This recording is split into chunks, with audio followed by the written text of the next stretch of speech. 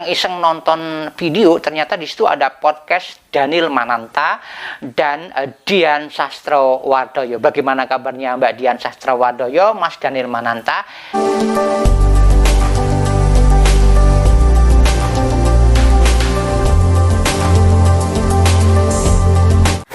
Assalamualaikum warahmatullahi wabarakatuh. Salam sejahtera untuk semuanya. Pemirsa, bagaimana kabar Anda hari ini? Baik-baik saja bukan? Mudah-mudahan Anda hari ini tetap ceria dalam suasana apapun, tetap bahagia dalam menempuh cita-cita. Nah, pada kesempatan ini Mbah Lik bisa lagi mengudara ataupun tampil di hadapan pemirsa sekalian, karena kemarin ada sedikit kerepotan, ada sedikit pekerjaan sehingga sedikit tersendat. Tapi nggak apa-apa, kita kembali lagi ketemu. Dan saya Mbah Lik Rahmandu sangat kangen sama pemirsa sekalian di rumah. Pemirsa, pada kesempatan ini Mbah Lik akan beropini mengenai suatu masalah yang kemarin ternyata Mbah Lik iseng-iseng nonton video, ternyata di situ ada podcast Daniel Mananta dan Dian Sastrowardoyo. Bagaimana kabarnya Mbak Dian Sastrowardoyo, Mas Daniel Mananta? Saya di sini akan sedikit berkomentar ataupun beropini tentang pertanyaan Dian Sastrowardoyo mengenai keberadaan Tuhan, keberadaan manusia dan lain sebagainya.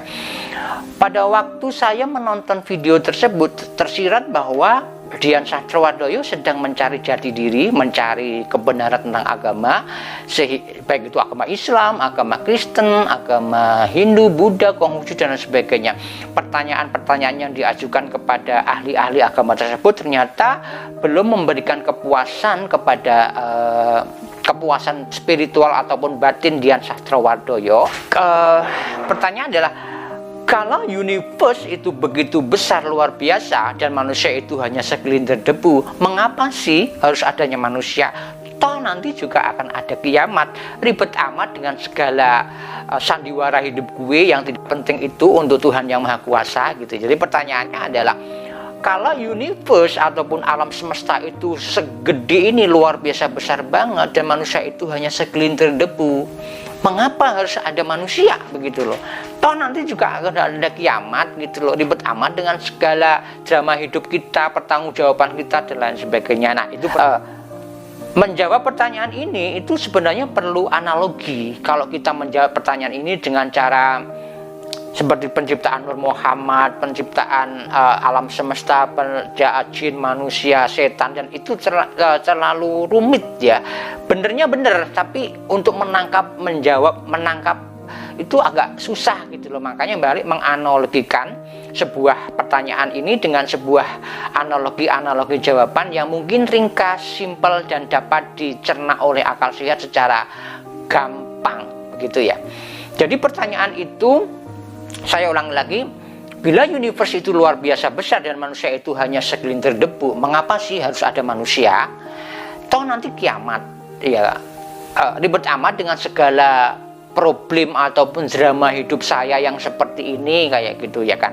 Di sini ada 3 part, yaitu adanya universe, alam semesta, adanya manusia, adanya hari kiamat, dan adanya pertanggungjawaban. Jadi ada 4 poin yang mungkin yang penting ya dibahas di sini gitu loh. Pertanyaan ini saya analogikan, jawabannya saya analogikan seperti ini.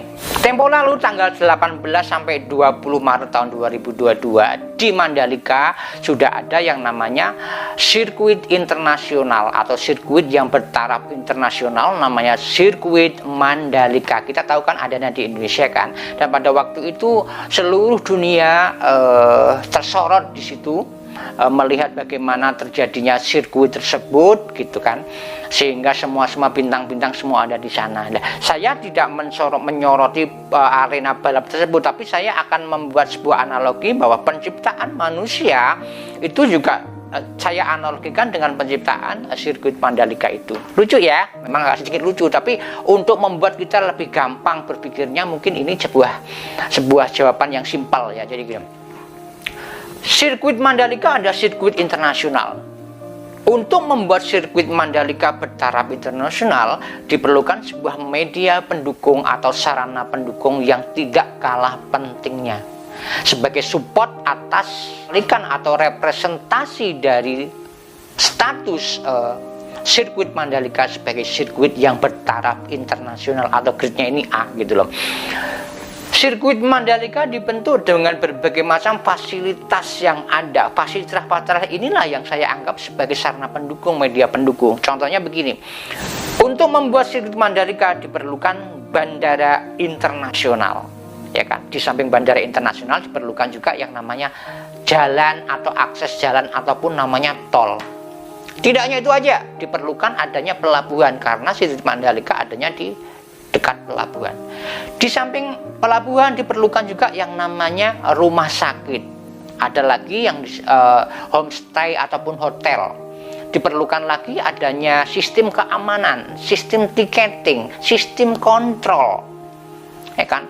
Mekanisme bagaimana caranya sirkuit Mandalika itu berjalan, penilaian, dan masih banyak lagi bagaimana konsumsi, sistem banyak banget. Jadi itu complicated banget gitu.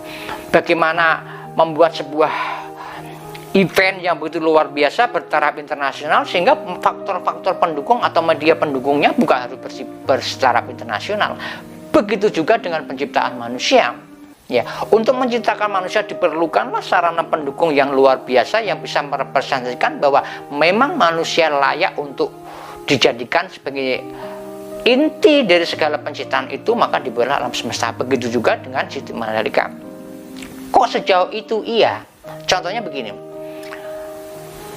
untuk membuat pelabuhan di Mandalika, Allah telah menciptakan laut di sekitar situ. Bener nggak? Ya kan? Untuk menciptakan bandara internasional, Allah telah menciptakan situ adalah hamparan daratan. Ya kan? Allah menciptakan jalan juga untuk akses ke Mandalika sehingga orang tidak susah, sehingga orang cepat, sehingga orang nyaman. Ya, hal-hal yang seperti inilah yang menjadikan sebuah tempat yang namanya sirkuit Mandalika itu bertaraf internasional. Kenapa? Dikelilingi oleh sarana pendukung atau media pendukung yang luar biasa juga. Bayangkan, hanya untuk membuat sirkuit Mandalika Allah membuat laut. Untuk membuat sirkuit Mandalika Allah menciptakan bandara internasional, ya, daratan untuk lepas landas itu, gitu loh. Belum lagi dibuat mesin, belum dibuat lagi layar monitor, belum dibuat lagi sistem bagaimana motornya kayak apa dan lain sebagainya. Ini kan hal-hal yang rumit. Begitu juga dengan penciptaan manusia. Satu lagi analogi yang mungkin gampang kita cerna karena mungkin kita setiap hari juga di rumah ada, yaitu motor. Kita punya motor, bisa punya 2, punya 3 sebagai sarana transportasi kita dalam kegiatan sehari-hari sebagai aktivitas sehari-hari. Penting, motor penting. Anggaplah motor itu sangat penting. Allah sampai menciptakan apa? Menciptakan jalan untuk motor itu. Sekarang motor itu apa sih? Motor kan terbuat dari zinc, ya, terbuat dari magnesium ataupun dari baja ataupun dari bahan bakarnya itu dari Pertamax, dari bensin, dari Pertalite dan lain sebagainya. Untuk menciptakan Pertamax atau Pertalite atau gas bumi ini Allah menciptakan laut loh. Di laut itu ada namanya minyak. Dari minyak itulah maka diambil, disaring dan di bla bla bla bla itu menjadilah bensin atau Pertamax atau apa, gasolin atau apa itu. Itu baru itu. Ya, sekarang untuk menciptakan besi ataupun baja yang ada di motor itu Allah membuat gunung loh. Di gunung itu nanti ada zinc, ada baja, macam-macam yang dikelola sehingga terbentuklah part-part atau bagian-bagian dari motor tersebut. Itulah rumitnya. Oleh karena itulah maka penciptaan alam semesta juga seperti itu. Manusia diciptakan bukan nggak penting, manusia itu sangat-sangat penting karena manusia adalah makhluk Tuhan atau Allah Subhanahu yang paling sempurna, yang paling tinggi, yang sebaik-baik bentuk ini dalam Al-Quran. Ya, saya nggak membahas dalil-dalilnya karena ini saya main di logika aja gitu loh. Karena sebaik-baik bentuk diperlukan sarana pendukung yang semaksimal mungkin sebaik-baik bentuknya juga, sehingga apa yang dilakukan manusia itu bisa standar tinggi dengan makhluk-makhluk yang diciptakannya sebagai sarana pendukung itu. Seperti itu. Ya, jadi itu salah satunya ya. Jadi kenapa dibuat seperti ini dibuat? Iya, karena manusia itu sebagai makhluk yang paling utama, paling sempurna kan kita dikasih hati, dikasih pikiran, dikasih akal, dikasih morfologi yang begitu luar biasa itu, dan Allah menciptakan ini sebagai sebaik-baik bentuk gitu. Untuk menjembatani itu, untuk menjadikan sebuah manusia itu, maka Allah menciptakan dulu nih yang namanya sarana prasarana. Coba Allah membuat bumi, Allah membuat langit, ya kan, Allah membuat lagi lautan, matahari pun Allah buat untuk manusia. Nanti manusia biar nggak terlalu kedinginan, atau manusia nggak terlalu tahu malam tahu siang, berorbit siang malam, itu diciptakan Tuhan Allah Subhanahu wa taala untuk manusia. Sebegitu rumitnya prasarana ataupun media pendukung yang Allah ciptakan hanya untuk manusia itu sendiri, termasuk alam semesta.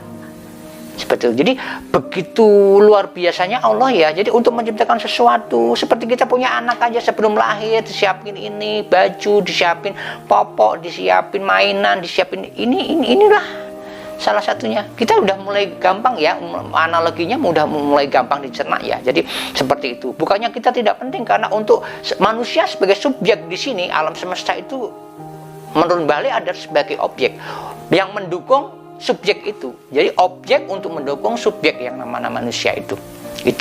Jadi jawabannya adalah seperti itu. Berikutnya, kok nanti kan ada kiamat, kenapa harus ada tetek bengek, drama hidup gue akan direpot? Iya dong gitu kan. Sudah menjadi manusia yang paling tinggi derajatnya, terus nggak ada pertanggungjawaban, mana mungkin gitu. Kenapa? Kembali lagi ke sirkuit Mandalika. Pada waktu sirkuit Mandalika itu berjalan, namanya rider itu udah berlomba di situ kan. Di situ kan nanti ada yang namanya kalah, ada yang namanya menang, ada yang dapat piala, yang ada enggak. Anggaplah piala atau juara satu itu adalah sebagai sebuah penghargaan atas pertanggungjawaban para rider itu dalam melalui lap-lap atau putaran-putaran sampai 27 lap itu. Gitu loh. Kalau nggak ada hadiah, ngapain kita ikut lomba lap 1 sampai 2 sampai 10 sampai 30 itu? Kenapa? Karena butuh juara. Juara itu adalah sebuah pengakuan.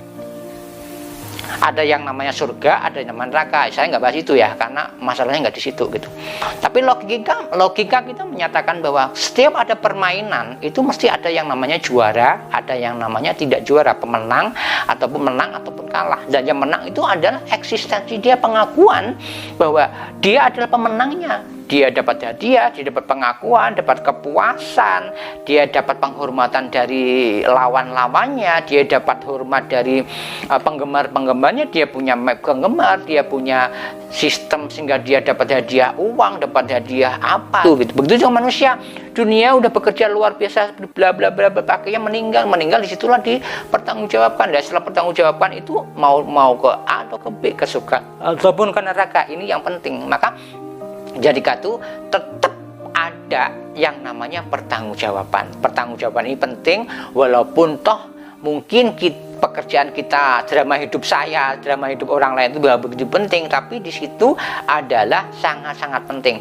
untuk menilai apakah selama hidup kita, ya kan, drama hidup kita itu positif atau negatif gitu loh.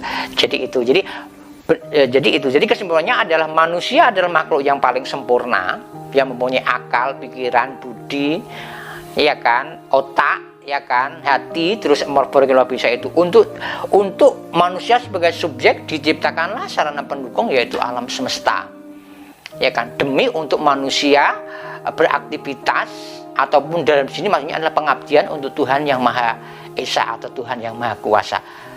Berikutnya ada pertanyaan, kok gede banget alam semesta ini? Manusia kan cuma segede gunung, ngapain harus membuat sebesar itu hanya untuk manusia segini loh? Ini mungkin masalahnya akan lebih melebar lagi ya. Mungkin saya nggak akan menjawab itu karena ini berhubungan dengan kemahabesaran Allah Subhanahu wa taala. Kalau toh mau menciptakan matahari, bumi aja, nanti Allah nggak disebut maha besar loh. Padahal Allah maha besar. Maha besar itu dapat dilihat dari ciptaannya, yaitu universe itu. Karena universe itu luar biasa besar. Kalau yang ciptaannya ada sudah segitu besar, bagaimana yang menciptakannya? Nah itulah, maka ini saya nggak akan bahas bagaimana kok diciptakannya gede, enggak, karena ini masalahnya udah berbeda ya gitu. Tapi intinya bahwa kemahabesaran Allah itu dapat dilihat dari ciptaannya, alam semesta sebagai objek dan manusia sebagai subjek, dan pada akhirnya nanti subjek ini akan dimintai pertanggungjawaban sekecil apapun itu perbuatan yang dilakukan oleh subjek itu sendiri yang namanya manusia.